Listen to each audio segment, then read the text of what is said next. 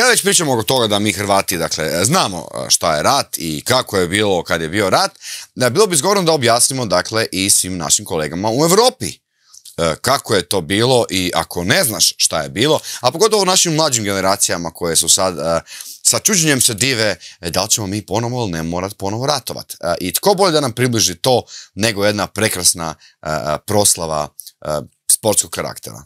Ako ne znaš šta je bilo, neki dan se vika, vitaj svatnikave naše, drage Dubrovnika. Gdje početi koju posluku porati? Dakle, ajmo od toga što rukometaše traže Thompsona da ih dočekuje, ili nogometaši, ili bilo koji drugi sportaši. Dakle, ako neko zbilja ne zna što je bilo, ili još je problematično s Thompsonom, onda su to sigurno sportaši. Dakle, teško je očekivati od ljudi koji su posvetili svoje živote vrhunskom sportu da znaju o Thompsonovim stavovima, o Drugom svjetskom ratu, o njegovim utajama poreza, primanju novca iz crnog fonda HDZ-a, prisvajanju tuđih kvadrata u penthousu u Splitu, a opet možda su neki od tih sportaša Luka Modrić koji kad dođe na sud, onda se samo pravi da ne znaju što je bilo. To jest, ne sjećaju se što je bilo. Pa ne mogu se sjetiti, to je bilo jako davno. Ako se ne sjećate što je bilo, ako ne znate što je bilo, ili se barem pravite da se ne sjećate da ne znate što je bilo, Marko Perković Thompson je jedan od glavnih zaslužnih za popularizaciju ustaškog pozdrava Za dom spremni, jer ga je stavio na početak svoje legendarne ratničke pjesme Čavoglave. Iako je pozdrav skovan od ustaškog poglavnika Ante Pavelića i bio je službeni pozdrav Nezavisne države Hrvatske, kojem su potpisivani rasni zakoni i uz zvukove kojeg su ubijani Srbi, Židovi, Romi, hrvatski komunisti i disidenti, uz Markovu glazbenu rehabilitaciju, to je sada ratnički urlik iz Domovinskog rata i ništa drugo osim toga, da. Ta percepcija nije bila istinita, čak ni tada, to je da tada tih godina to nije bila istinita percepcija, dokazivalo je Markovo fotografiranje sa portretima ustaškog koljača Jure Francetića i poglavnika Pavelića za Arenu. 2000-ih se protiv lijeve koalicijske vlasti borio prekrasnom pjesmom u kojoj je tadašnjem premijeru Račanu je mater, a cijela pjesma počinje zapravo kamionima koji kroz Imotski žure voze Crnu legiju, elitnu ustašku jedinicu onog Francetića s čijim portretom se fotkao. I onda malo red slavljenja klanja u logorima Jasenovac i Stara Gradiška i od strane koljača i ustaškog viteza Maksa Luburića, a tu je i pohvala rijeci Neretvi što je trupla Srba odnosila iz klaonice u Čapljini. I kad se pojavila audio snimka tog pjevanja, Marko Perković se pokazao da je od onih što se ne sjećaju šta je bilo. Pa ne mogu se sjetiti, to je bilo jako davno. Da, Marko je bio Luka prije nego je bilo cool biti Modrić. I ako ne znaš što je bilo, Marko je prema svjedočenju priznatom na sudu primio novac iz crnog fonda HDZ-a da ne pjeva za nikog u kampanji 2007. A za tu istu godinu mu je porezna otkrila da je više od 1 milijun kuna poreza utajio Hrvatskoj državi. Iako ne znaš što je bilo, ne tako davno, istraživačka novinarka Danka Derifaj istražila je priču o penthousu u Splitu u kojem je Marko ilegalno prisvojio kvadrate svojih susjeda. Marku nije bilo ništa, ali zato je Derifaj lovljena kao vještica u desničarskim medijima. Hrvatskim medijima.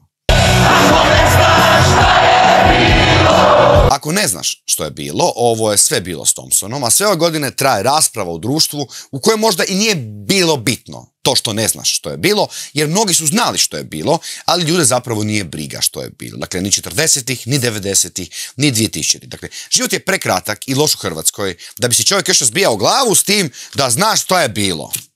Ili da ga je briga za to što je bilo. Dakle, dovoljno smo se žrtvoslovili dok pričamo o svojoj pačeničkoj povijesti i teškim 90-ima, da bi imali problem sa Za dom spremni, majicama na kojima piše kroz Imotski kamioni žure, stihom loša bila 45-a. Sve je to ok, sve je to sad super. A šta su oni nama radili? Postalo je nacionalna mantra. I Marko se tu sjajno uklopio. Narod bez neke izvjesne budućnosti može imati samo slavnu prošlost o kojoj će se onda još lagati ili će ju selektivno gledati. A Marko će na svemu dobro zaraditi. Jer, kako pjesma kaže,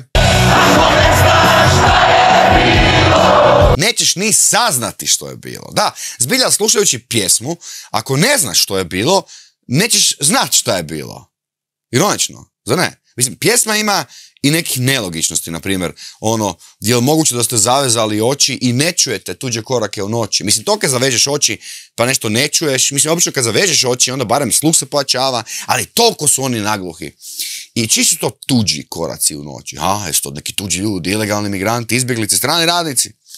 Dakle, ili bi trebao tući Thompson, Kalašnjikov, Zbrojevka po njima, stići će ih naša ruka u Siriji. Dobro. Super je kako autor stihova Nenad Ninčević kaže kako pjesma nije uopće u ratu. Ne, jok.